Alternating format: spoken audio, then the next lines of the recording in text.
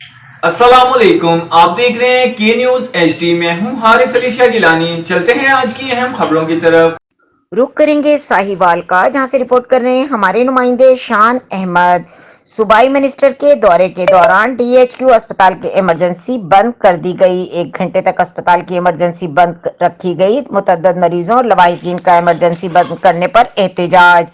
सूबाई मिनिस्टर ने DHQ अस्पताल की इमरजेंसी के बाहर मीडिया टॉक रखी, जिससे इमरजेंसी मुकम्मल बंद हो गई। जिले इंतजामिया और अस्पताल इंतजामिया के नाकस इंतजाम की वजह से मरीजों को परेशानी का सामना करना पड़ा। मरीजों के लवाहिकीन हुकूमत प्रोटोकॉल पर फट पड़ी। वजीर की आमद के साथ इमरजेंसी के अंदर मरीजों के लवाहिकीन के दाखिले भी बंद कर दिए गए।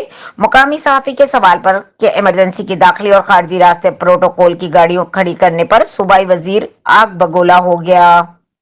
एमरजेंसी ਦੇ ਵਿੱਚ ਤੇ ਕੋਈ ਕਿਸੇ ਨੂੰ ਅੰਦਰ ਜਾਣ ਦਿੱਤਾ? ਨਹੀਂ ਜੀ, ਰਸ਼ ਹੋ ਗਿਆ ਹੈ, ਰਸਤਾ ਹੀ ਬੰਦ ਹੋ ਗਿਆ ਹੈ, ਕਿਸੇ ਨੂੰ ਜਾਣ ਦੀ ਕੋਈ ਰਸਤਾ ਹੀ ਨਹੀਂ ਮਿਲਾ ਜੀ।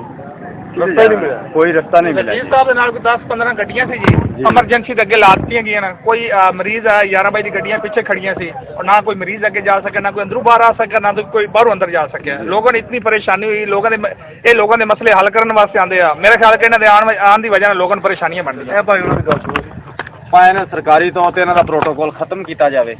ਇਹਨਾਂ ਦੇ ਪ੍ਰੋਟੋਕੋਲ ਦੀ ਵਜ੍ਹਾ ਤੋਂ ਮੁਸਾਫਰ ਜਿਹੜੇ ਆ ਰੁਲ ਜਾਂਦੇ ਆ, ਸੜਕਾਂ ਬੰਦ ਹੋ ਜਾਂਦੀਆਂ, ਬਾਜ਼ਾਰ ਬੰਦ ਹੋ ਜਾਂਦੇ ਆ। ਤਬਾਹੀ ਬਰਬਾਦੀ ਲਾਈ ਪਈ ਇਹਨਾਂ ਦੇ ਪ੍ਰੋਟੋਕੋਲ ਨੇ।